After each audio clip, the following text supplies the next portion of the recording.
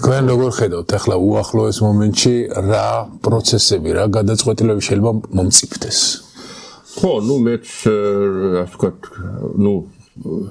თავსებით რომ კრიზისია, მაგრამ რისი კრიზისია, ასე ვთქვათ, რომ დავაზუსტოთ და რაღაც ორ დონეზე მინდა განვიხილო, ერთი რა ეს არის, კონკრეტული შეჯახება, ასე ვთქვათ, ორი შეუთავსებელი მენტალობის, თუ კულტურული კრიზისიც არის. კულტურულიც არის, მაგრამ პირველ რიგში რა თქმა უნდა პოლიტიკურია და ბიძინა ივანიშვილის მმართველობის კრიზისია პირველ რიგში. ის რაღაცნაირად ლავირებდა, მაინც მანევრირებდა ადრე, ცდილობდა რაღაც შეხამებას, რომ თან დასავლეთი, თან რუსეთი, თან დემოკრატია, თან ავტორიტარიზმი და რაღაცნაირად ეს უკვე აღარ შეუძლია, აშკარად გადავიდა უკვე, ასე ვთქვათ, ამ ლავირებიდან რუსეთის და ავტორიტარიზმის გზას და საზოგადოებამ დაინახა ეს და საბართლიანად ჩათვალა, რომ ეს ის მომენტია, როცა უკან დახევა აღარ შეიძლება. კრიზისის ფორმა არის ის, რომ უკან დახევა ორივე მხარისთვის ძალიან ძნელია, ქართული ოცნებისთვის უკან დახევა ნიშნავს ხელისუფლებიდან წასვლას, სხვა მანევრის სივრცე მას არ დარჩა, ცხადე ეს არ უნდათ. საზოგადოებისთვის უკან დახევა ნიშნავს რაღაც უკვე სრულფასოვანი ავტორიტარიზმთან შეგუებას და ესეც მიუღებელია. ამიტომ ეს არის,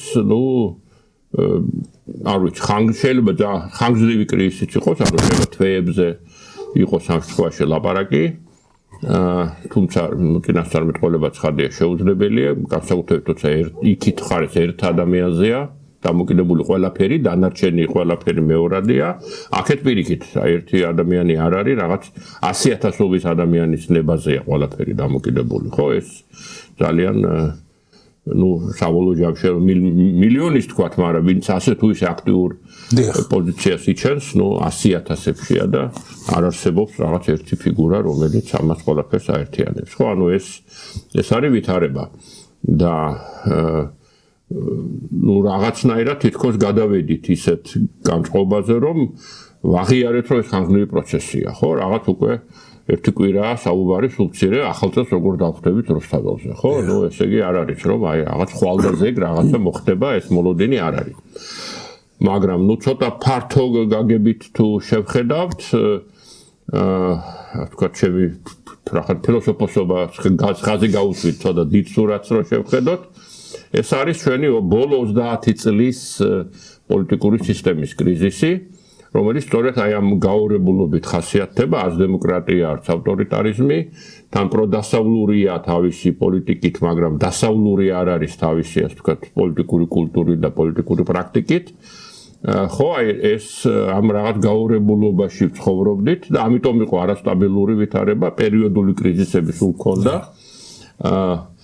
და მაგრამ რაღაცნაირად ვახერხებდით, რომ რაღაც ეს შეგვენარჩუნებინა. შეგვენარჩუნებინა ერთის მხრივ ეს თავისუფალი მედია, თავისუფალი სამოქალაქო საზოგადოება, ისეთი რაღაც კონკურენტული პოლიტიკური პარტიები და ასე შემდეგ, რაღაც თავისუფალ საზოგადოებაში ცხოვრობდით ფაქტიურად, მაგრამ მართლობა ჰქონდა არსებითად ავტორიტარული, რაღაც კონცენტრირებული ერთ ადამიანში და რაღაც ეს ადამიანები იცვლებოდნენ, მაგრამ პრინციპი ეს რჩებოდა, რაღაც ერთი ადამიანია და ის უთხოვს ყველაფერს. და რაღაცნაირად ეს 30 წელი გაგრძელდა დაახლოებით. 95-ში მოხდა ამის სტაბილიზაცია, ხო? როცა შევარდნაძე ვერ მოკლეს და გადარჩა და იმის შემდეგ პრაქტიკულად ეს რაღაც ბალანსი გვაქვს აი ამ ავტორიტარულ და დემოკრატიულ კომპონენტებს შორის. და ახლა და საკმაოდ დიდი ხანია, 50 წელი არ არის პატარა ხანა, ხო? ეს ისტორიული ხანაა მთელი. რაღაც ჰიბრიდულ რეჟიმს ვეძახით, ასე ვთქვათ, პოლიტიკურ ჟარგონზე, ხო? პოლიტიკური მეცნიერების ჟარგონზე და ახლა თითქოს ისეა, რომ ეს ბალანსი ვეღარ მუშაობს, რა, რაღაცნაირად ან იქით უნდა წახვიდე, ან აქეთ, ხო? გეოპოლიტიკურად გასაგებია, უფრო გეოპოლიტიკურად ვიგებთ ხოლმე ან რუსეთისკენ, ან დასავლეთისკენ, ამ ასე ვთქვათ,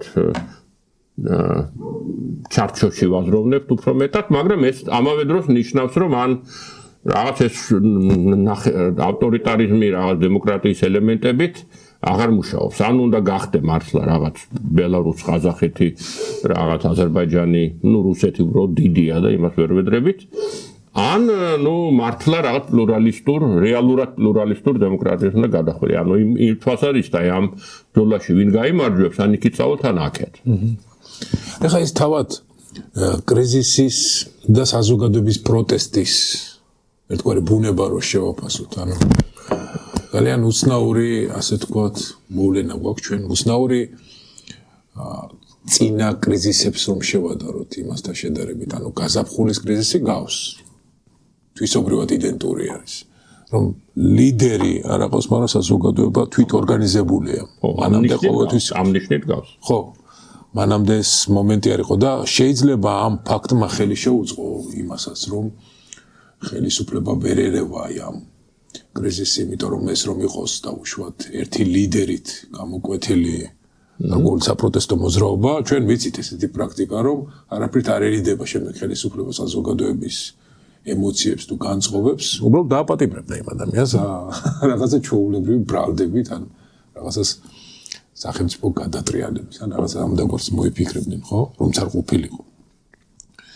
ახლა აი ამ კრიზისში შევაფასოთ თავად ეს საზოგადოების თვითორგანიზების რესურსი რა არის, გამოიმუშავებს თუ არა საზოგადოება გარკვეულ რაღაცა ლიდერებს, ანუ ერთგვარი საკომუნიკაციო არხი იქიდან კონკრეტული პერსონალიებით რომ გამომუშავდეს და ამ სისტემაში პოლიტიკური ოპოზიციის კონკრეტული როლი სად არის, ანუ თავისთავად ცხადია რომ ეს კრიზისი ბოლო-ბოლო უნდა მივიდეს იქამდე რომ აი ასეთ მაგიდასთან თუ არა რაღაცა მრგვალ მაგიდასთან პოლიტიკური ლიდერები უნდა დასცდნენ და იქ ვერ იქნება 100,000 ადამიანი წარმოდგენილი, უნდა იყოს ჩვენი წარმომადგენელი. ეს წარმომადგენელი გამომუშავებული ფორმალურად ყავს ეს ოპოზიცია. ამ ოპოზიციის კონკრეტული როლი, ლეგიტიმაცია, როგორ უნდა გამომუშავდეს, მაშინ როცა ძალიან ბევრია, ვინც აპროტესტებს, მაგრამ ოპოზიციას არ გუშემატკივრებს.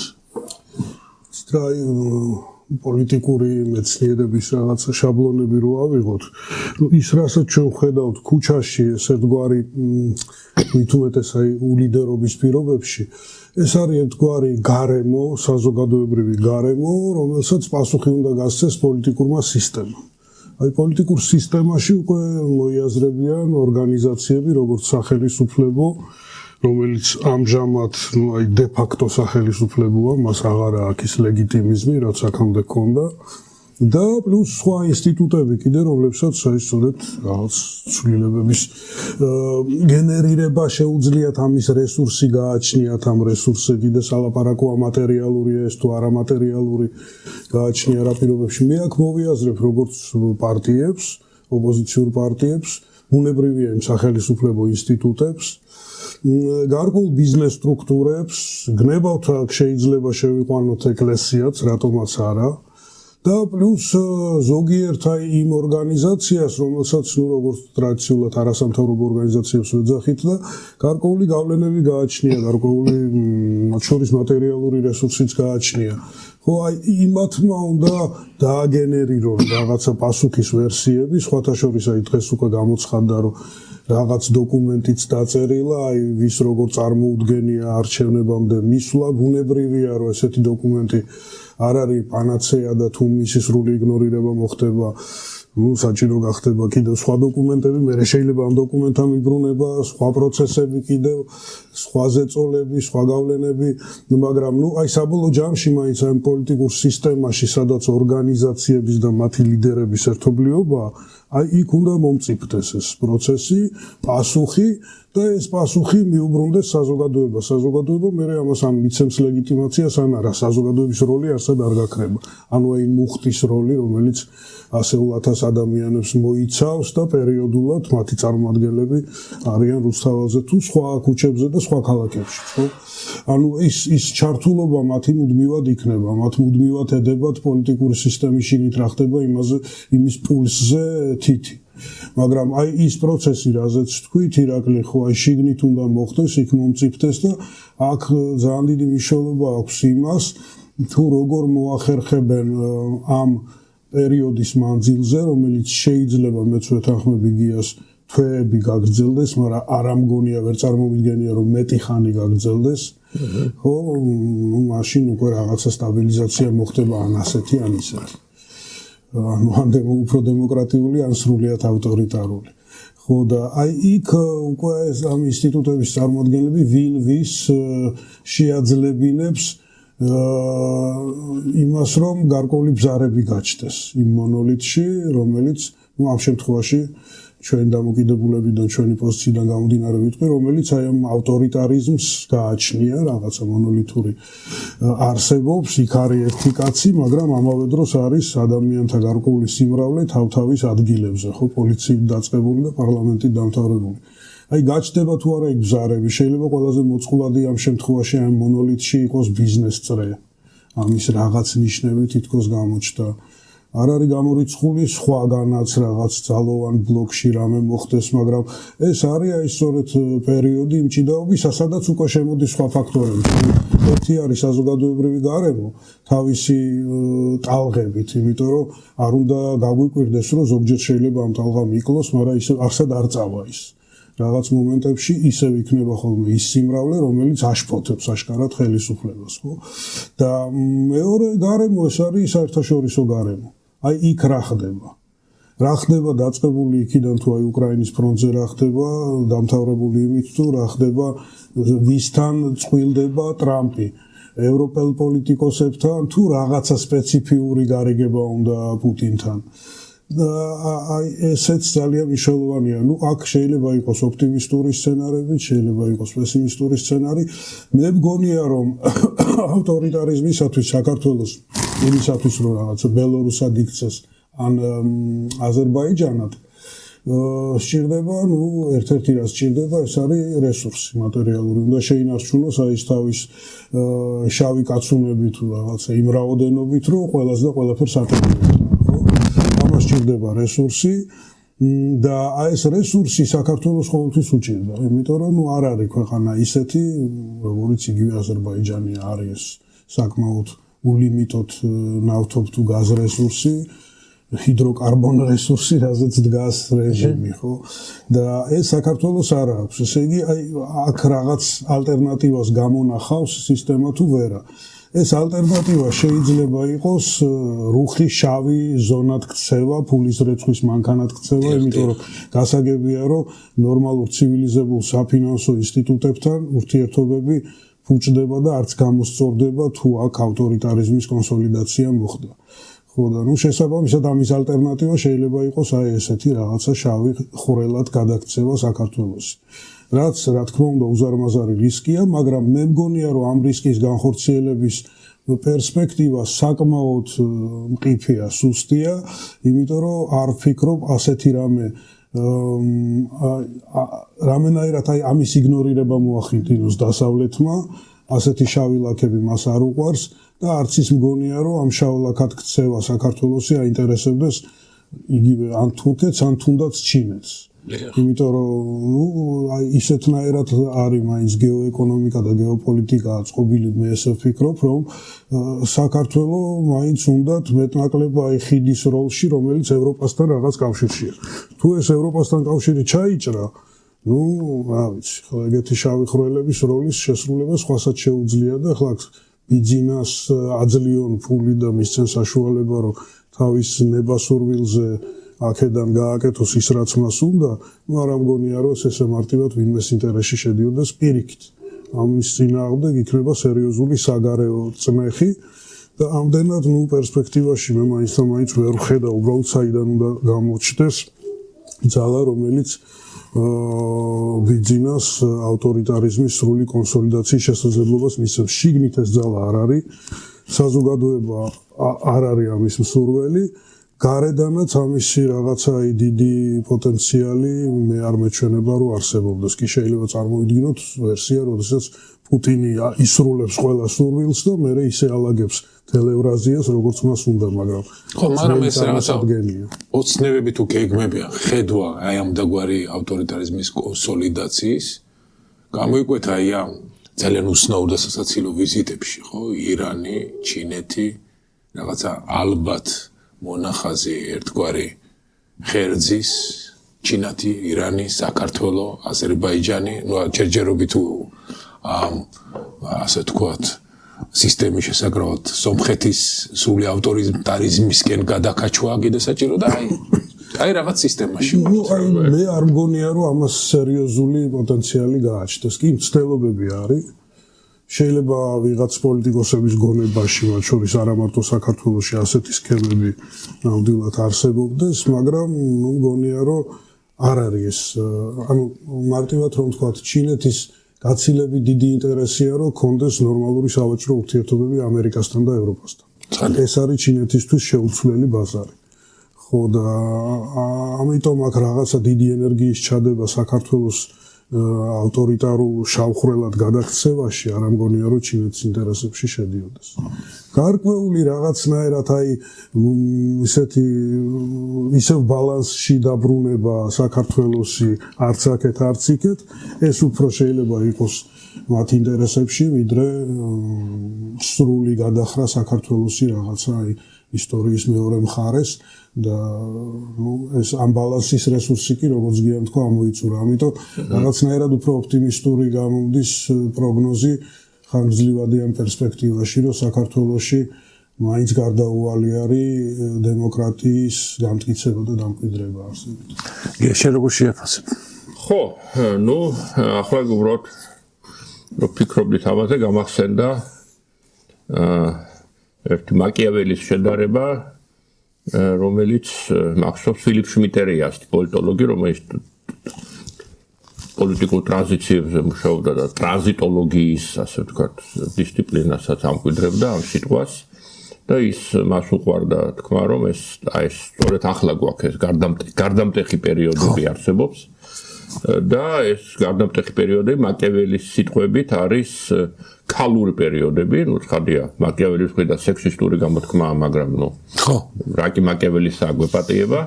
ანუ როდესაც რაღაც რაციონალური სქემები არ მუშაობს, რაღაც აი სპონტანური გაუგებარი რაღაცეები ხდება, რომელიცაც არელი, მაგრამ ის მუშაობს, ხო, რაღაცას დაიძახებს, სადღაც წავა ბევრი ხალხი და თქვა ბასტილიას აიღებს საფრანგეთში, ხო, ვიღაცას რატომღაც მოუვიდა თავში, მოდი ბასტილია ავიღოთ და ახლაც ფრანგები ახლაც ზეიმობენ ბასტილიის დღეს, ხო, ეს სრულიად სპონტანური რაღაცები ხდება, რომლებიც მერე ხდება ისტორიული მნიშვნელობის ფაქტები. ამიტომ გასაგებია რომ ჩვენ სხვა გზა არ გვაქვს, მithmetes ანალიტიკოსები გვქვია და რაღაცები უნდა ბზომოთ და გავსინჯოთ და ასე შემდეგ და რაღაც სქემები დავალაგოთ, ასე ვთქვათ და ნუ სხვა გზა არ გვაქვს უბრალოდ, იმიტომ რომ ნუ რაღაც ხოლმე დავგეგმოთ ჩვენი ცხოვრება, მაგრამ ნუ უბრალოდ უნდა ვიცოდეთ, რომ ეს ძალიან რთულია და რაღაცეებზეა დამოკიდებული რაც ანუ ცვლადი არის ზედმეტად ბევრი, ნუ რაც ჩამოთვალა დათომ, ხო არის კი ბატონო თავიანთი არის ბიძინა ივანიშვილი არის მისი რეპრესიული რეჟიმი და ეს რეპრესიული რეჟიმი არ არის რაღაც მექანიზმი, ხო, ეს არის კონკრეტული პოლიციელები, ხო, კონკრეტული ვიღაცები, მათი ოჯახის წევრები ყავთ, ნაცავები ყავთ, ხო, ამათ ცნობიერებაში რაღაცები ხდება. აქეთ არის, ნუ, კი ბატონო, თქვათ, რამდენიმე ასეული ათასი კაცი, მაგრამ ის ორგანიზაციებიც ხო არის, რაზეც დათომ ჩამოთვალა, ხო? ესეც არის, ხო, აი ვინ რას როდის გააკეთებს, ხო, ნუ სალომე ზურაბიშვილია, თქვათ, რაღაც ესეთი სიმბოლურად გამოკვეთილი ფიგურა, ახლა ეს ლიდერი არანაირად არ არის არაფრის, მაგრამ რაღაცნაირად აი სიმბოლური ფიგურა მისაღები, ხო, ის რაღაცა თქვა უცებ, რომ აი 29-მდე რაღაც უნდა მოხდეს. მე 29-მდე შეიძლება არაფერი არ მოხდეს, ხო? აი მე რა მოხდება, ხო? იარლი კობახიძე თქვა რომ შეიძლება დავიჭიროთ ის და რაღაც უნიკალური გვექნება რომ ორი პრეზიდენტი რაღაც ერთად იშდება. ნუ რომელთაც ერთმანეთი დიდად ერთმანეთი არ უყვართ თან, ხო? ხო? ანუ რაღაც ესე იგი აი, მაგრამ შეიძლება ეს არ მოხდეს, ხო? ანუ რაღაცნაირად ხო იმ ხარესაც, ხო? ხელისუფლების ხარესაც, რომელიც წესით არის რაღაც ვერტიკალი, ერთი კაცია და რაღაც ყველას თავისი როლია, კობახიძეს თავისი, ბინარაძეს, კალაძეს და ვიღაცას ახლა არ ეთყობა რომ რაღაც სტრატეგიული გეგმა აქვს და იმას მიყვებიან. ისინი დღეით ყოველ როგორც რაღაც აქეთ მხარეს ვიღაცა რაღაცას იტყვის რომ რაღაც უდარბაში ჯაჭვი გავაკეთოთ იმ დღეს მეგრელების მარში გავაკეთოთ და რაღაცა ხო რა ეს საიდანღაც ჩდება ეს იდეები ღმერთმა უწყის მაგრამ ხორციელდება მე ხო იქაც ბიძინა დილით ადგება და რაღაცა თავში მოუვა ხო ყობახიდეს ეტყვის და მე ის ბრიფინგზე იტყვის და რაღაცა მაგრამ მესამე დღეს შეიძლება სხვა რამე მოუვიდეს თავში და ეს არ ვიცით არასოდეს ხო ანუ აი ასეთ ვითარებაში ვართ და ამიტომ ძალიან რთულია მართლა რაღაც სცენარების და გეგმების ჩამოყალიბება, თუმცა აუცილებელია რომ რაღაც ინიციატივები იყოს, ხო, აუცილებელია ვიღაცამ თქვათ რომ ვამბობთ რომ აი გვინდა ახალი არჩევნები, თქვათ და დაგვიჯერა ბიძინამ, ხო? აი როგორ გვინდა, ხო? აი მანამდე ხო რაღაც არჩევნებამდე რაღაც ხელისუფლება უნდა იყოს ფაქტობრივი, ხო? და ვიღაცამ უნდა დანიშნოს, თქვათ თავმჯდომარე საარჩევნო კომისიის, ხო? ცხადია იმავე თავმჯდომარით არ გვინდა არჩევნები, ხო? რაღაცა ეს როგორ უნდა მოხდეს, ხო? ვის რა როლი ექნება, ხო? ეს ვიღაცა რაღაც იდეებს უნდა აგენერირებდეს და ეს განხილვაც უნდა იყოს, თუმცა რა განხორციელება იქნება ღმერთმა უწყეს. მაგრამ აი რაც დათო საუბრობდა მეორე ნაწილში ამ ინტერვენციის, ანუ რამდენად აქვს ბიძინა ივანიშვილს რაღაც რესურსი, აი მართლა გამარჯვება იქნება მისთვის სრულად ავტორიტარული რეჟიმის ჩამოყალიბებას, სხვანაირად ვერ გაიმარჯვებს, სხვა მანევრის სივრცე აღარ აქვს უბრალოდ. ხო, აი ამაში ვეთანხმები ზოგადად, არ ვიცი შეიძლება არ მინდა ავტორიტარიზმი და თავს ვიტყუებ, მაგრამ მე მგონია რომ რაღაც ამას რესურსი ჭირდება, არა მარტო მატერიალური სწორედ აქვს ბიძინას, ხო? ნუ თუ აბანკი უნდა რომ აი ეს ქვეყანა მისი ასე ვთქვათ დაჩა აგარაკი შეინარჩუნოს, ახლა ფული აქვს ჩადოს რაღაცეებში, ხო? მაგრამ ამას უნდა მორალური და ფსიქოლოგიური რესურსი, ხო? რაღაც ლეგიტიმურობის რესურსი უნდა ჭირდება ავტორიტარიზმსაც, ხო? თქვათ იმ ქვეყნებში, სადაც ეს არის, ყველგან აი ამ ავტორიტარულ ხელისუფლებას აქვს თავისი რესურსი. ნუ თქვათ პუტინის შემთხვევაში რუსული ნაციონალიზმი და პუტინის პოლიტიკა ერთმანეთს რაღაცნაირად დაემთხვა, ხო, მათი მიმართულებები და რეალურად პოპულარულია ძლიერი ხელის რაღაც, ნუ აზერბაიჯანშიც, ნუ რაღაც სხვა პოლიტიკური კულტურაა და პრინციპულად სხვა უფრო პატრიარქალური გარკვეულად და გარდა ამისა იქ ეს ყარაბაღის დაბრუნების თემა იყო მართლაც შემკვრელი და ნუ იმას რა თქმა უნდა კარგად ეხამება ავტორიტარული მმართველობა, ხო? ნუ რაღაც ბელარუსში თავისი ტრადიციებია, ახლა ბელარუსული ეროვნული ცნობიერება მაინც ძლიერი არსებობს ყოფილა და რაღაც ეს მაინც ეს ასე ვთქვათ არასოდეს ყოყოლიათ იქ ნუ ძლიერი პროდასავლური და რაღაც ეს თუნდაც ბელარუსული ნაციონალიზმი იყო ძალიან მარგინალური რაღაც მოვლენა, რაღაც ინტელექტუალურ რაღაც ელიტაში, ხო? ანუ ბიძინა ივანიშვილის ამ ლეგიტიმურობის საფუძველი არის რაღაც ომის შიში და ასე ვთქვათ სოციალური კონსერვატიზმი. მეტი არაფერი არ არის. ხო და ნუ რაღაც მიშას იძული, ნუ ვიღაცებს რაღაც მიშა ძულთ რაღაც, ნუ ამის მეტი თავისი არაფერი არ აქვს, ხო, აი რასაც წარმოადგენს და თან ეს ყველაფერი არის მართლა რაღაც ხელოვნური და სიაბანდური, იმიტომ რომ ახლა რო უყურებ ირაკლი ყობახიძეს და მამუკა მდინარაძეს რაღაც არ განასახიერებენ ისინი კულტურულ ტრადიციონალიზმს, ხო, ეს ცხადია რომ ეს თამაშია ყველაფერი, ხო, ანუ აი ამ თვალსაზრისით ეს ძალიან სუსტია მისი პოზიცია და ნუ ეს რაც ხდება ახლა არის გარკვეულად ის რომ მას უბრალოდ არ ესმის რას ნიშნავს საზოგადოება, რას ნიშნავს ხალხი, ხო? ანუ ეს შეთქმულების თეორიული ცნობიერება, რომელიც პუტინთან სრულიად საერთო აქვს, რომ ხალხი კი არ გამოდის, ეს რაღაც დასავლეთი, რაღაც მისტიკური რაღაცეებით, ძაფებით, რაღაც ხალხი გამოყავს მას, ხო, არ ვიცი რანაირად, მაგრამ მართლა ასე ფიქრობს და ამიტომ რაღაცნაირად არ სჯეროდა, რომ ეს ასე სერიოზულ სახეს მიიღებდა ეს პროტესტი და ნუ თან რაღაც როგორც ბიზნესმენს თქონია რომ აი რა რაღაცას შესთავაზებს იმათ დასავლეთს და დალაგდება იმათთან და ნუ რაღაც ისეთ მდგომარეობაში ჩაიყენა და უკვე ხედავს რომ აღარ გამოდის ეს რა უნდა შესთავაზოს ბიძინამ ბიძინა ვიღაცებს შეუძლია აქ კონვერტით ფული შესთავაზოს მაგრამ დასავლეთს რა უნდა შესთავაზოს ბიძინა ხო უკვე ამოწურა რაღაც არავინ სერიოზულად აღარ იღებს მას აი ჩვენი პოლიტიკური კრიზისის ერთ-ერთი მომენტი ახლა არის სწორედ ის რომ აი ლეგიტიმური ხელისუფლების ინსტიტუციები ხელიდან გამოგვეცალა და სალომე ზურაბიშვილის ადმინისტრაცია განასახიერებს აი ამ ლეგიტიმურობის სიმბოლოს მაგრამ იგივე ასე ვთქვათ კონსტიტუციით და სამართლით მას ამოეწურება თავისი ვადა და ის დარჩება პრეზიდენტი ეს არის წმინდა ასე ვარ წმენითი კატეგორია თუ იქნება ხო ანუ ჩვენ ვაღიარებთ მას პრეზიდენტად არა რაიმე კონსტიტუციაში გაწერილი ერთგვარი სამართლებრივი სცენარით ან ნორმატიული რეგულაციით არამედ საზოგადოების რწმენით და საზოგადოების მხარდაჭერით და უკვე გავდივართ რაღაცა ამ ფორმალური ინსტიტუციიდან და ფორმალური სისტემიდან და ეს გარკვეულწილად უბრალოდ ლიდერთან შეთანხმება და არა რაღაცა ფორმალური ინსტიტუტთან თანამშრომლობა ან ფორმალური ინსტიტუტის მომსახურებასთან აი ეხლა ჩვენ ამ რეალობის გათვალისწინებით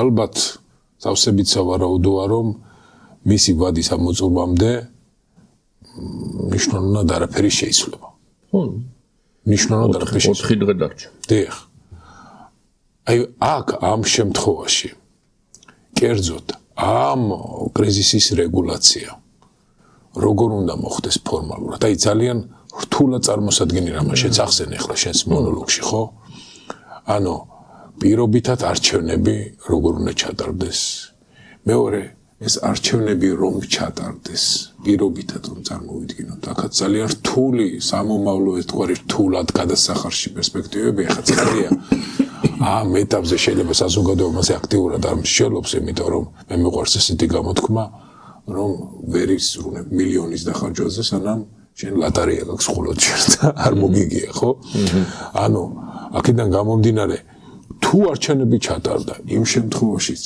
ჩვენ ხომ იმ ეგზიტ პოლებში რაღაცა სერიოზული მხარდაჭერა ვიხილეთ და ეს ქართული ოცნება თუ კი ისევ აღმოჩნდა არა უმრავლესობაში მაგრამ მნიშვნელოვან პროცენტულ ასე ვთქვათ რეპრეზენტაციაში პასუხს არ აგებენ აი ეს კიდე პასუხისგება და გარდამავალი სამართალი კიდე სხვა თემაა ანუ პასუხს არ აგებენ ანუ კიდე ძალიან რთული კითხვა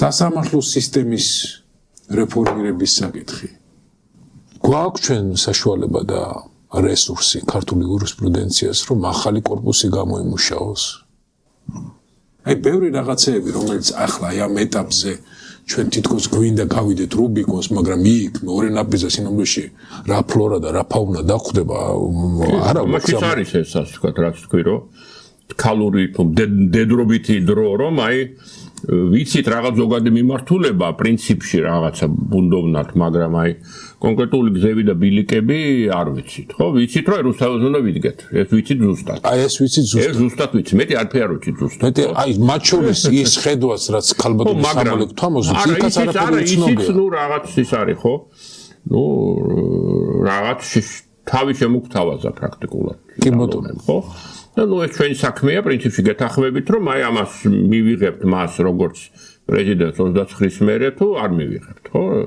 ნუ შეიძლება მივიღოთ რაღაც მაგრამ ესეც მიღება რას ნიშნავს ხო რაღაც აი ჩვენს წარმომადგენლად ასე ვთქვათ ვაღიარებთ ხო ანუ მაგრამ ჩემი აზრით აქ ასეთი ისევ აი ამ გარდამტეხი მომენტების ისტორიით რომ ვიმსჯელებთ ხო აი ასეთ თუ გამოჩნდა გვირაბის ბოლოს სინათლე რაღაც ინსტიტუტები ჩნდება, იმიტომ რომ რაღაც ინსტიტუციური რესურსები არსებობს,ოგაცკები არსებობს სალომეს ფიგურა, არსებობს ოპოზიციური პარტიები, რომლებმაც რაღაც ხმები აიღეს, გასაგებია რომ რაღაც გაუცხოება არსებობს, არის აი ამ მასას შორის და პარტიებს შორის და უნდობლობა, მაგრამ ნუ სხვა რო თუ არ არის ამ პარტიებმა ჩვენ ვამბობთ რომ ამ პარტიებმა რეალურად მოიგეს არჩევნები, ხო, ჩვენი ხმებით, ხო, ამ ხალხის ხმებით, ვინც რუსთაველზე დგას და ნუ ესე იგი რაღაც ლეგიტიმურობა გააჩნიათ ამ პარტიებს, ხო?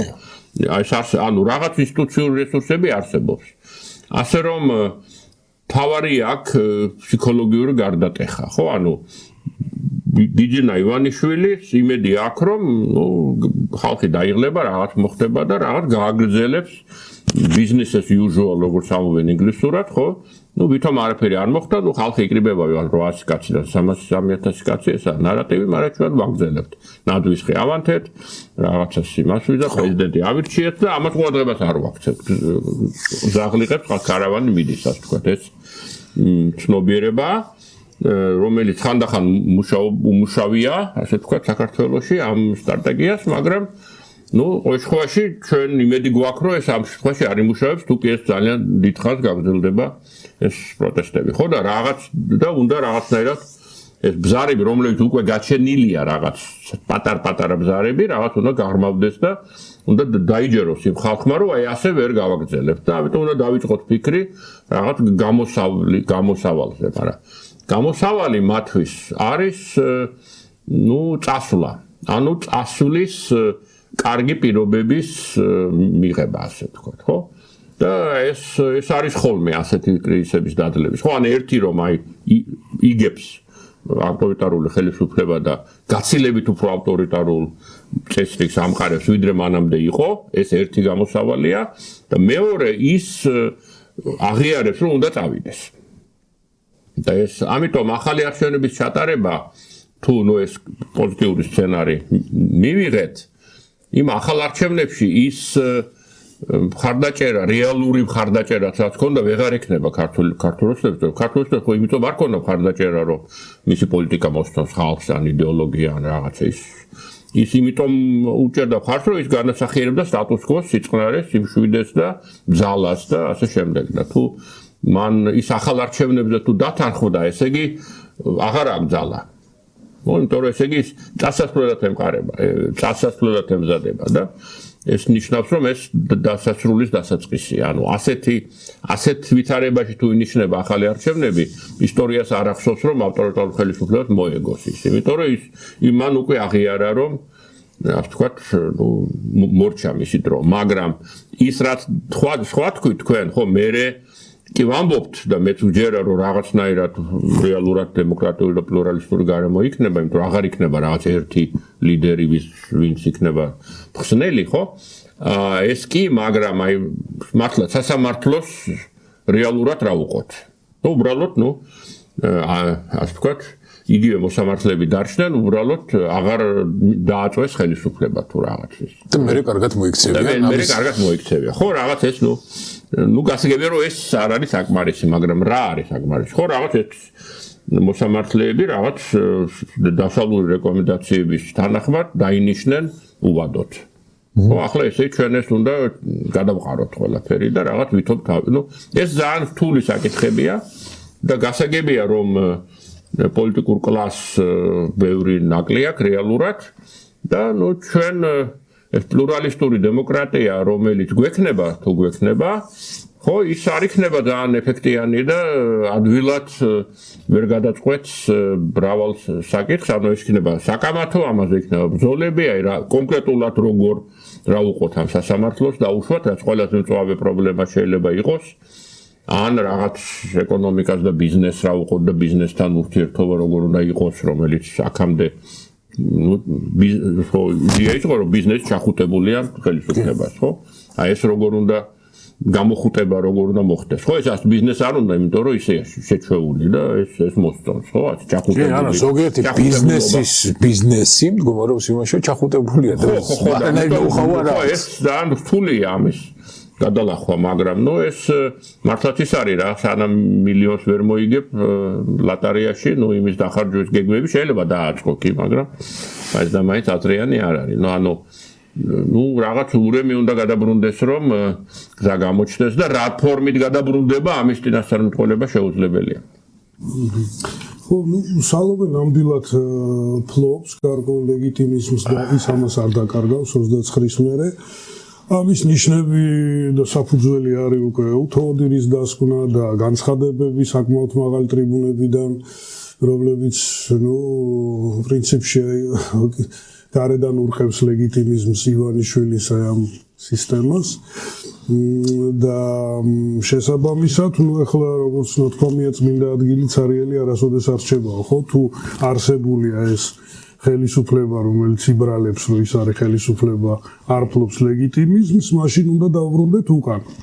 და გარკვეული ინტერპრეტაცია, ლოგიკა ეგ არის, რომ უკან რო დავუბრუნდეთ, მაშინ გვჭირდება პერსონაჟები, თანამდებობებზე მყოფი ადამიანები, მათ შორის არის სალომე, რომლებმაც აი ეს ტრანზიციის პერიოდი უნდა გაგვატარონ როგორღაც და ამ ახალი არჩევნების დანიშვნაში მონაწილეობა მიიღონ.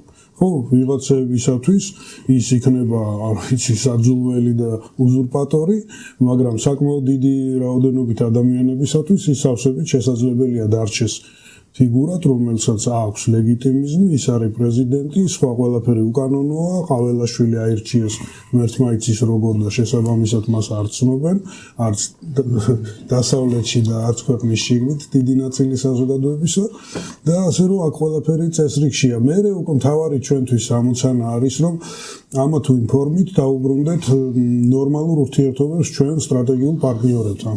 ისე ეს მომენტი, აი რაც ჩვენ ახლა გვაქვს ხო არ არის კონსტიტუციაში გარკვეული პრობლემა, რომ მსგავსი კრიზისის და რეგულირების მექანიზმს ახლა პრაქტიკულად საზოგადოება ფიქრობს, როგორ გადახდოს. ნუ წესით ხო პრეზიდენტი არის ცერემონიული ფიგურა, მაგრამ ახლა როდესაც პრეზიდენტიც, ასე თქვა, პრეზიდენტს ვადა გაზდის და ერთის ხვი და მეორეს ხვი პრეზიდენტად არც, ესე იგი, ნუ ფორმალურად ცნობენ პრეზიდენტად, მაგრამ რა ვიცი, მიკროფონს უთიშავენ და ხალხთან დალაპარაკების საშუალებას არ აძლევენ და საგარეო ვიზიტის საშუალებას არ აძლევენ. ხო, ანუ ფაქტობრივად არ ცნობენ პრეზიდენტად. ხო, ანუ ეს უკვე კონსტიტუციიდან გასულია ეს. ნუ ყველაფერის გათვალისწინება შეუძლებელია, იმიტომ რომ საბოლოო არჩევნების თარიღები მაინც გაეთვალისწინებია. კონსტიტუციური სისტემა და კრიზისების განმუხტვა კი არის იურიდიული საკითხი, მაგრამ დიდწილად მაინც პოლიტიკურია. და აი პოლიტიკური მიზანშეწონილობიდან და ლოგიკიდან უნდა იქნას ამოსავალი ნანახი შესაბამისად მერე ამას როგორღაც იურიდიულ გაფორმებას მოუძებნი, ხო? აი ლოგიკას უნდა გაყვე. თუ კი ლეგიტიმიზმი შეირყა, ნუ მაშინ სად ვეძებოთ აბა საყრდენები ლეგიტიმურობისა, სად და იქ, სადაც ნუ აი მეტი თუნდაც მორალური ძალა იქნება, სადაც მეტი მათ შორის საერთაშორისო მხარდაჭერა იქნება და ყველაფერი ამისგან ახალი ლეგიტიმიზმი კოწიწდება, რომელსაც ის მხარე, რომელიც აი ჩაფრენილია ძალაუფლებას, ნუ მიიღებს ან არ მიიღებს, ან იძულებული გახდება მიიღოს, ან მარგინალიზებული აღმოჩნდება საერთოდ და პროცესი წინ წავა. ჩვენთვის გასაღები და ამოსავალი და გამოსავალიც ამ ვითარებიდან იქნება, რომ როგორი, ესე ვთქვათ, კონფიგურაციაც არ უნდა დაждდეს ქართული პოლიტიკური კლასის ელიტის, რაც გნებავთ საბოლოო ჯამში, ის უნდა მიიღოს ვარშავიდან დაწყებული, ვაშინგტონით დამთავრებული ყველამ და ამ ურთიერთობებში უნდა დავუბრუნდეთ. როგორც კი დავუბრუნდებით, მერე უკვე დადგება საკითხი იმ 9 პუნქტის შესრულებაზე, რომელიც ყველას მიავიწყდა. იქ არის საუბარი სასამართლოს დამოუკიდებლობაზეც, საარჩევნო სისტემის რეფორმირებაზე, მედიის თავისუფლებაზე, 1000 სხვადასხვა რამეზე და აი იმას იმ ძველ კალაპოტს უნდა დავუბრუნდეთ და რაღაცნაირად ესე გავიდეთ ფონს. ეს არის საკანონმდებლო პრობლემა რა ვქნათ. აი კანონშემოქმედებით პროცესს ქვეყანაში რაღაცა და ვიღაცა უნდა მართოს. და ერთიც ახსენე თემა პასუხისმგებლობისა და რა მე არავინ არაფერზე პასუხი არ აქვს. რა თქმა უნდა ეს საკითხი დადგება, მაგრამ დადგეს უნდა ბევრად უფრო ცივილიზებულად, ვიდრე ეს თავის დროზე ქართულმა ოცნებამ სცადა, ხო? აქ შეიძლება აი რაც მაშინ მიივიწყეს, დაბრუნდეს ისეთი მექანიზმები, როგორც არის სიმართლისა და სამართლიანობის კომისიები, რაღაც საერთაშორისო კონფერენციები, ვიღაცა გაძვრება ამ პროცესში ვიღაცა ვერ გაძვრება, რაღაც პასუხისმგებლობები დადგება, ვიღაცას რაღაცა მიეტევება. ნუ თავისთავად მთავარი არის, რომ ამ ცივილიზებულ პროცესთან დავუბრუნდეთ. ხო, ნუ აქ ამას ისე ფილიპ შმიტერი გამახსენდა ამ ტრანზიციის თეორიებში, ძალიან მნიშვნელოვანი საკვანძო ცნებაა პაქტი.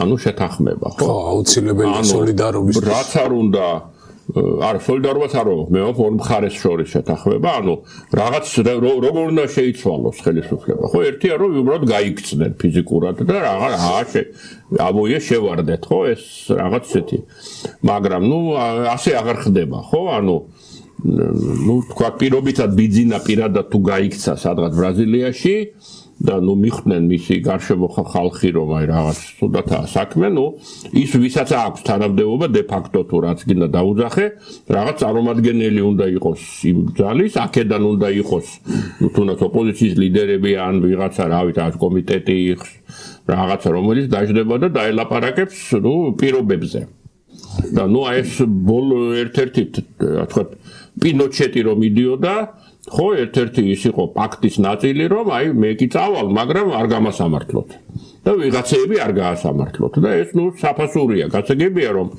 სამართალი უნდა აღსრულდეს ხო და რაღაც პოლიციელებმა რომ ვიღაცეები კი რაღაც მოკლეს სწორია რომ პასუხი აგონ მაგრამ თუ ასე თქვა გადასulis იმასაც მნიშვნელობა აქვს რაფორმით ხო რომ არავინ არ მოკვდა ჯერ ესეც მნიშვნელობა აქვს იღბალია მათვისაც და ნუ კებათადი იმ ხალხისთვისაც ვინც გადარჩა ხო ხო ანუ რა უფრო მნიშვნელოვანი ასეთ შემთხვევაში მთავარია რომ მართლაც რაღაც მოხდეს ხელისუფლების შეცვლა შედარებით მშვიდობიანი გზის რომ არავინ არ მოკვდეს ხო და ნუ ეს არის მთავარი და ნუ თუ ამის საფასურია ის რომ ვიღაც ცუდი ადამიანების მიმართ სამართალი არ აღსრულდა ნუ შეიძლება ეს აღმოჩნდეს მისაღები მაგრამ თუ შეიძლება ისე შეიცვალოს ვითარება რომ არ მოხდეს ასეთი შეთანხმება და მაშინ რა თქმა უნდა უკვე იმას არანაირი არაფერი არ გვაჩერებს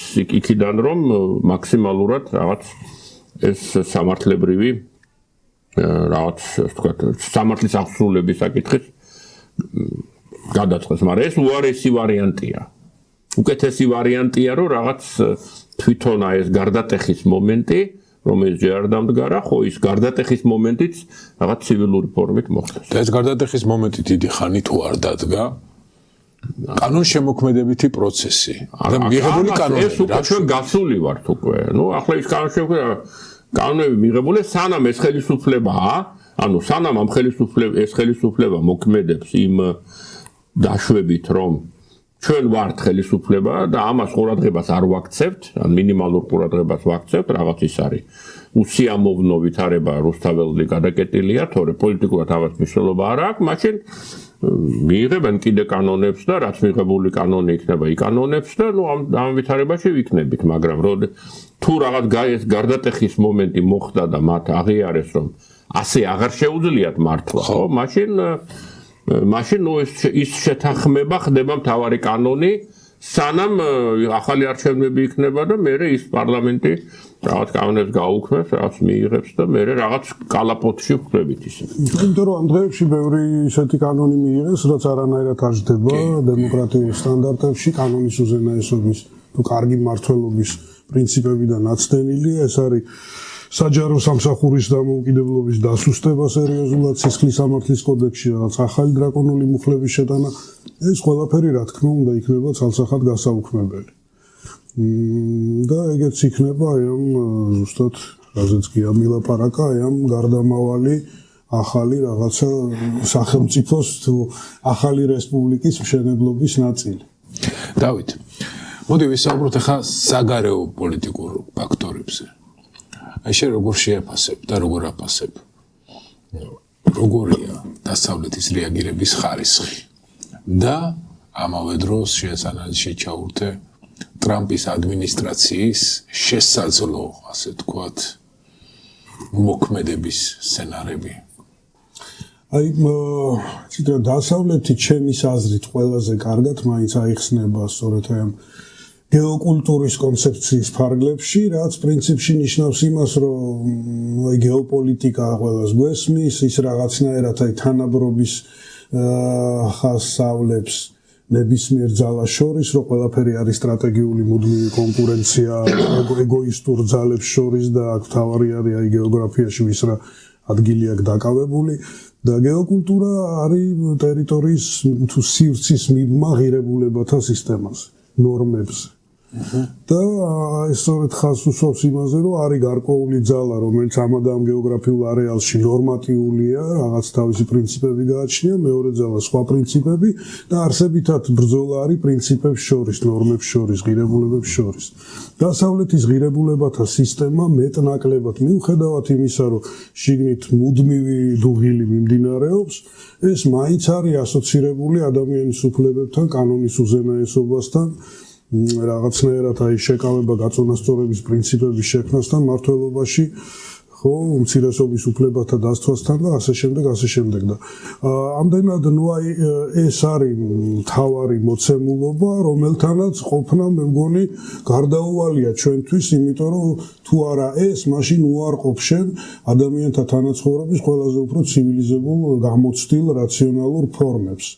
და იღებ რაღაც იმას, სადაც არიან სულთანები, რაღაცა დიქტატორები, ადამიანი ჭანჭიკია იმ სისტემაში, თავისთავად ღირებულება არ გააჩნია, იგი რაღაცა იდეის მონა უნდა იყოს და შეეწიროს ამ იდეას, რომელსაც განასახიერებს უზენაესი მფლობელი, როცა იმ მფლობელს მოესურვება. ნუ აი პუტინის ბოლოდროინდელი გამოსვლა იყო, რომ რუსული სლენგი რო ვიხმაროთ, ძვიჟუხა მინდა, მოწყენილობა იყო და მოდიო ახლა ჩვენო ბომბს პუტინის მართლა ბოდიში რომ გატყოდინო, პუტინის მართლა იდეა ხო დიადი რუსეთის აღდგენის იდეა და ბიძინას იდეაც არა აქვს ხო ეს არის უბრალოდ აი ბიძინა ხო მაგრამ აი მაგიდეის უკან თან არის ეს საოცარი ცინიზმი რომ ამერიკელებს თავაზობს რომ მე კიევში ჩავაგდე ბალისტიკურ რაკეტას და აბა თქვენ თუ დაიჭერთ თქვენი აირსაწინააღმდეგო ხო არა ეგ გასაგებია ცინიზმი მაგრამ მე ხალხის დასაჭერად აქვს თავისი დამოკიდებულება სამყაროსადმი და ის განასახიერებს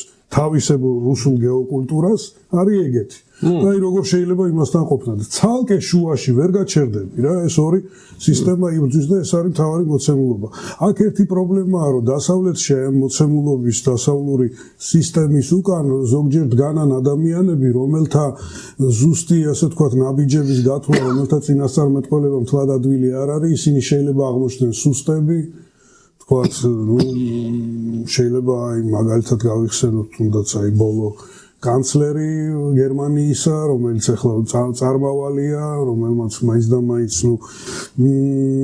არ ჩაითვალა თავისივე მომხრეების თვალშიც რაღაცა ძლიერ ლიდერად, ესე ძლიერი ლიდერების დეფიციტია. ტრამპი თითქოს ასხივებს ძლიერი ლიდერის იმიჯს, მაგრამ არის სრულიად არაწინასწარმეტყველებადი, ჩვენ არ ვიცით. ტრამპს რა მიდგომები ექნება კონკრეტული ვითარებების მიმართ, ექნება ეს უკრაინაში თუ მით უმეტეს ჩვენთან საქართველოში. მაგრამ თლიანობაში მე მაინც მიემაჩნია, რომ არა ის ყბადაღებული ღრმა სახელმწიფო, რაზეც ახლა აი რუსების აშკარად რუსული ასე ვთქვათ მიწოდებით საუბრობენ, შერომის პარტიაზე საუბრობდნენ, ახლა ღრმა სახელმწიფო გაიხსენეს, ეს თემები კარგად მუშავდება რუსულ მედია სივრცეში სულ და მე ესენი არიან მეორადი მომხმარებლები ამ ყველაფრისა.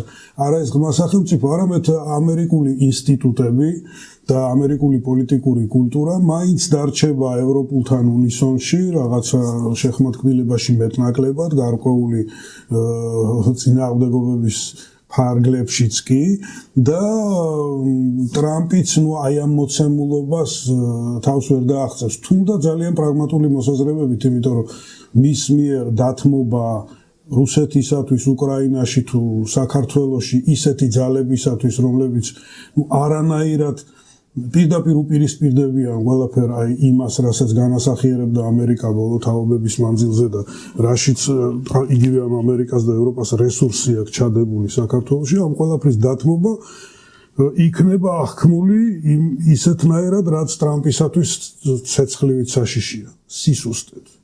აი ტრამპს ყველაფერზე შეიძლება წასვლა უნდოდეს რაღაც გარიგებებზე, არც თუ დემოკრატიულ ძალებთან, მაგრამ აი სუსტად რო გამოჩნდეს ეგ არ უნდა.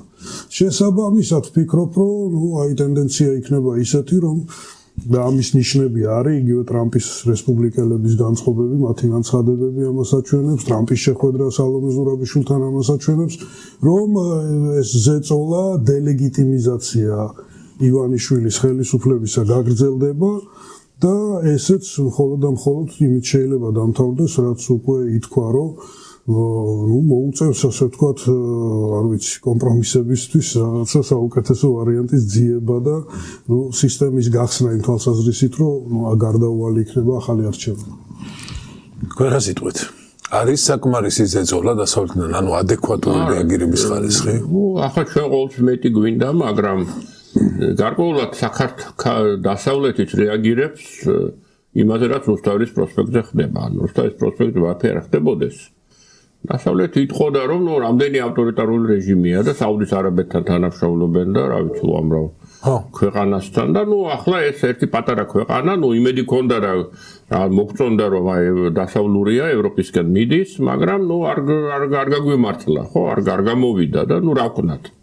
ხო, ახლა ჯარით ხო არ შემოვლენ, ხო, ასე იგი ქართველებს რაღაცნაირად იმსახურებენ ასეთ ხელისუფლებას და პრაქტიკულად ბოლო 2 წელია დასავლეთის პოლიტიკა რეაგირებს, რა თქმა უნდა, ივანიშვილის ქმედებებზე, მაგრამ მის რეაგირებას გარკვეულად წარმართავს პოლიტიკური პროცესები საქართველოში, ხო, რაღაცნაირად თქვით, ვამბობდით და ჩემი სწორად ვამბობდით, რომ როცა მოგცეს კანდიდატის ევროკავშირის წევრობის კანდიდატის სტატუსი, ამას ჰქონდა რა გეოპოლიტიკური განზომილება, მაგრამ ამას ჰქონდა, გარკვეულად მორალური განზომილება, რომ ხალხს მისცეს, რომ ხალხმა რაღაცნაირად დაიმსახურა თავისი რაღაც ამ აქტივობით და ახლაც რომ წასულიყო საქმე ისე, როგორც თავიდან გვეგონა არჩევნების შემდეგ რომ წავიდოდა, რომ პატარა პროტესტები იყო, მაგრამ დიდი არაფერი და რაღაცნაირად შევეგუეთ.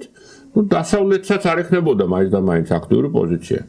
ახლა დასავლეთი, ასე ვთქვათ, ძალიან სხვაში პოზიციის გამოხატვა, რასაც ქვია, საკმაოდ კაფეო და ესეთ გარკვეულად არაორდინარულ პოზიციებს, ასე ვთქვათ, პოზიციებს გამოთქვამს, აი უშუალოდ არჩევნების შემდეგ მაინც და მაინც მე მართალია არ მქონდა ეს იმედები იმისა, რომ პირდაპირ ეტყოდნენ, რომ თქვენ არალეგიტიმურები ხართ, ხო?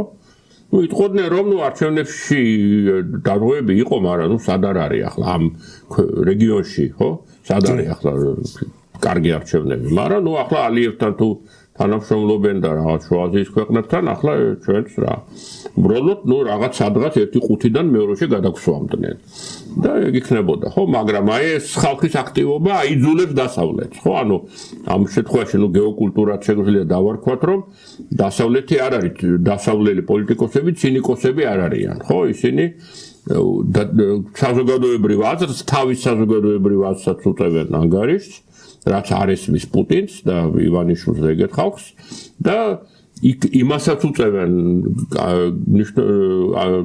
რაღაც ანგარიშს თვითონ იმ სხვა ქვეყნებშიც რა საზოგადოება რა ჭკუაზეა, ასე თქვა და რა განწყობები აქვს. და ამიტომ რა კი ეს გარკვეული სინერგიაა, ასე თქვა, რუსთაველის და ქუჩის პოლიტიკასა და დასავლურ პოლიტიკას შორის. ისევე 2003 წელშიც არ ყოფილიყო ის რეაქცია, რაც იყო, დასავლეთისგან დიდი მუხტი არ წარმოვიდოდა, მაგრამ როდესაც აქ ხდებოდა ის და მერე უკვე ეს გაერთიანდა ეს ყველაფერი და ეს ერთობლივად ამან შედეგი მოიტანა და ახლაც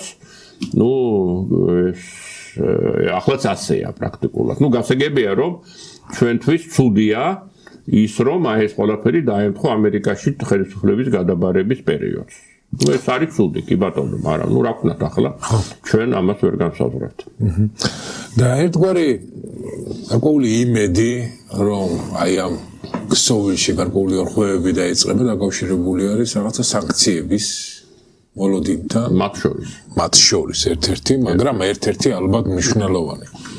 და ალბათ ჩვენ გვეჩქარება შეიძლება ამ პროცესს თავისი ლოგიკური შინაარსი აქვს და ყველაფერი სწორედ იმ ტემპში მიმდინარეობს, რა ტემპშიც უნდა მიდიოდეს, მაგრამ არსებობს თუ არა თქვენი აზრით გარკვეული დამაბკოლებელი გარემოებები წმინდა ან ბიზნესის უსაფრთხოების თვალსაზრისით, ან საკუთრების ხელშეუხებლობის თვალსაზრისით, რომელიც თავად დასავლურ საზოგადოებებშიც მიუხედავად აი ამ ავტორიტარიზმის თუ რაღაცა ასე თქვათ ადამიანის უფლებების ფეხქვეშ გათერვის ფაქტებისა, ისევ დასავლურ წრეებში დაუშვათ ქმნიდეს წინააღმდეგობას, რომ სანქციების პრაქტიკა როგორც ასეთი არ გამოიყენონ ინტენსიურად. ანუ ხო არ არის რაღაცა ფაქტორები, რომელიც აი ამ სანქციებს გარდა სლოვაკეთისა და უნგრეთისა. ნუ ეს ხო, ეს თავისთავად ცხადია, იქ თავისთავსაც უფრთხილდებიან და ხედავენ ივანიშვილის მის ხვალინდელ დღესაც, ხო?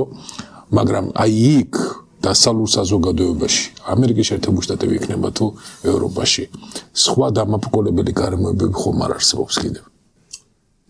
მე მგონი აქ არ იქნებოდა ვინმე ეკონომისტიც ყავდეს მაკროეკონომისტი, მაგრამ ნუ როგორც წარმომიდგენია, გავბედავ და ვიტყვი, რომ დასავლეთ სალსახად აქვს ბერკეტები საიმისოთ, რომ ქართული ეკონომიკა ეხლავე დადგეს უსკროლის წინაშე.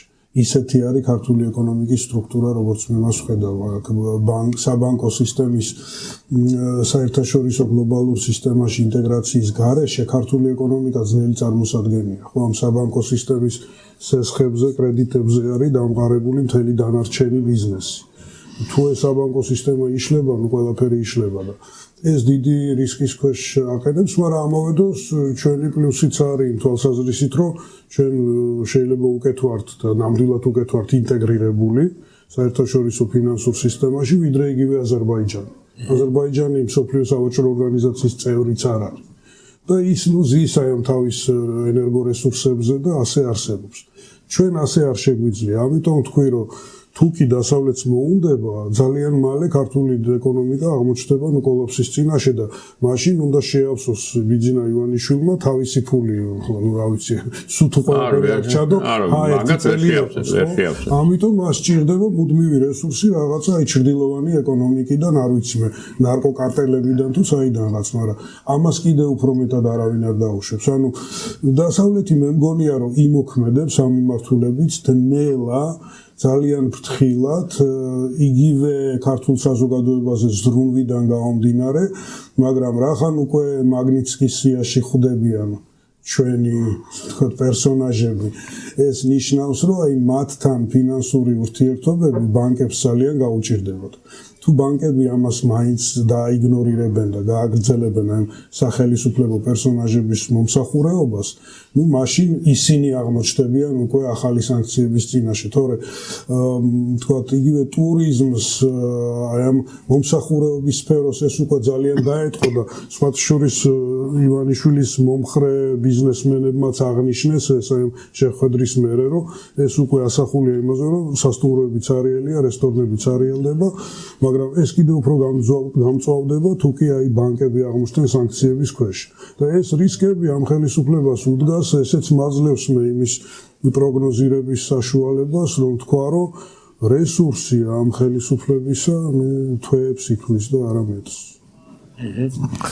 ხო, ნუ რა შეიძლება დასავლურ დამოკიდებულებას, ნუ აქ არის რამდენიმე ფაქტორი, ერთი შეიძლება ის იყოს, რომ ახლა საქართველოს არ არის ნომერ პირველი პრობლემა. ხო, არის რუსეთ-უკრაინის ომი, არის ახლო აღმოსავლეთის ომი, არის ნუ ჩინეთი და ასე შემდეგ.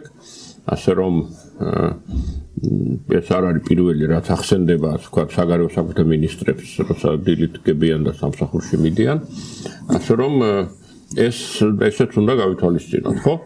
ეს რაღაც ის არის, რაღაც ცალკე, რაღაც მარგინალური მნიშვნელოვანი, საინტერესო, მაგრამ მაინც მარგინალური რამე, რაც ხდება საქართველოში, აი ამ დიდ პრობლემებთან შედარებით. მაგრამ გარდა ამისა, ხო, ისინი ახლა მათი პოლიტიკური კულტურაც განსხვავებულია, ისინი იტოვებენ მანევრის სივრცეს, ხო, თუნდაც აი ეს სავიზო რეჟიმის საკითხზე, რაც მიიღო გადაწყვეტილება ევროკავშირმა, ხო, ნუ რაკი ისინი ქართულ ხალხს, ასე ვთქვათ, უყურებენ როგორც მოკავშირეს და არა მთავრობას, ნუ ისინი ცდილობენ, რომ რაღაც ისეთი რაღაცები გააკეთონ, რაც მთავრობას დააზიანებს და ხალხს არა, ხო, რაც რთულია.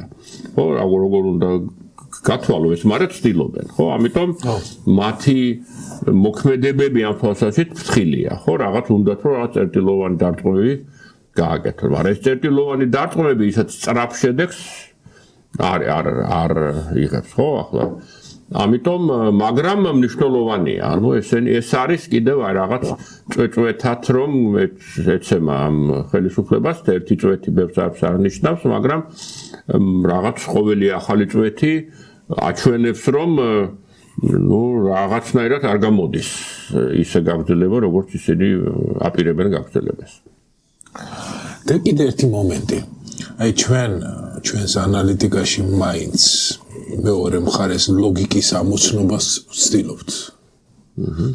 მაგრამ აი თქვენს მონოლოგში ის მენიშნა პუტინის ძალიან არაადეკვატური, არ ვიცი, შავი იუმორით გაჟღენთილი რაღაც ისულელე. და მსგავსი რაღაცა შავი იუმორი თუ არა, რაღაცა ძალიან უცნაური უტიფრობაც ხედავთ ჩვენს ინფორმაციულ სივრცეშიც, ხო? და ზოგჯერ ხომ არ არის აი სიგარა უბრალოდ სიგარა. ანუ ეს ლოგიკის დეფიციტი, რომელსაც ძალიან რთულად თუ მოუძებნი რაღაცა ახსნას, რომ ეს თავდაცვა იქნებ კოგნიტური დისონანსი. ხო არ არის პრობლემა ხელისუფალთა ამ გადაწყვეტილების მიღებთა შორის, რომ რაღაცა უბრალოდ არა ადეკვატურად და არა ჯანსაღად აზროვნებს. ხო, ეს არის, რა თქმა უნდა, პრობლემა იმ ხელისუფლებისა, იმ სტრუქტურისა, როდესაც ერთი ადამიანია და ერთი ადამიანის აზრი რაღაცნაირად კრიტიკას არ ექვემდებარება, ხო? და ეს ადამიანი ძალიან უცნაურად აზროვნებს, კი ვცდილობთ ჩვენ გავყვეთ მას ამ მისი აზროვნების რაღაც ხვეულებში, მაგრამ მე პირადად არ ვიცნობ მას და არ მითანამშრომლია და კომუნიკაციას როგორ შეაფასებთ? ამიტომ რაღაცნაირად ხო ეს კომუნიკაცია როგორც ჩანს ახლა კომუნიკაციაში არის ძლიერი მხარეები, ხო, რაღაც ეს წინასაარჩევნო მათი თქვათ კომუნიკაცია იყო საუკეთესო რაც შეიძლება ჰქონოდათ, ხო, ანუ რაც მუშაობდა რაღაც მართლა ყავთ ვიღაც კონსულტანტები, რაღაცებს ზომავენ, სწავლობენ და ამ საზოგადოებაში ეს იმუშავებს, ხო, ანუ და რაღაცნაირად ვერ ვიტყვით რომ არაპროფესიულად თქვათ აკეთებენ ბევრ საქმეს, ხო, მაგრამ რაღაცა ის კრიზისულ ვითარებებში, ანუ სტრატეგიულად მაინც ნაკლულია საბოლოო ჯამში, იმიტომ როგორც თქვი უკვე მათთვის გაუგებარია რაღაც აი პოლიტიკის მორალური მხარე, ანუ ისინი ცინიკოსები არიან, ხო, ისინი მათთვის სიმართლეს მნიშვნელობა არ აქვს, ანუ ისინი სრულიად აი პოსტსიმართლის სამყაროში არიან და როდესაც თქვათ ირაკლი კობახიძე ამბობს რომ რაღაც გატენილია, გავსებულია რუსთაველი და 3000 კაცი დგასო, ხო? ეს იმას ნიშნავს უკვე საერთოდ რაღაც გასაგებია რომ ყოველთვის საუბრობა ამცირებს, ასე თქვათ, შედარებით, ხო, მაგრამ უკვე რეალობასთან კავშირს მნიშვნელობა აღარ აქვს თითქოს, ხო? ანუ რაღაც ისეთ რამეებს ლაპარაკობს, რაღაც ლოგიკას პოსტლოგიკაა, გარკვეულად პოსტლოგიკურია, ხო? ეს რომ აი ეს ევროპას მართავს გლობალური ომის პარტია, მაგრამ მე მაინც მინდა ევროპაში შესვლა, ხო? აი რანაირად როგორ შეიძლება ეს, ხო? მაგრამ აი რაღაც ეს პოსტლოგიკაა თითქოს, რომ მაგრამ ვიღაცაზე ეს მუშაობს, მაგრამ აი ამ პოსტლოგიკას თავისი რაღაც შეზღუდვები მაინც აქვს, ხო?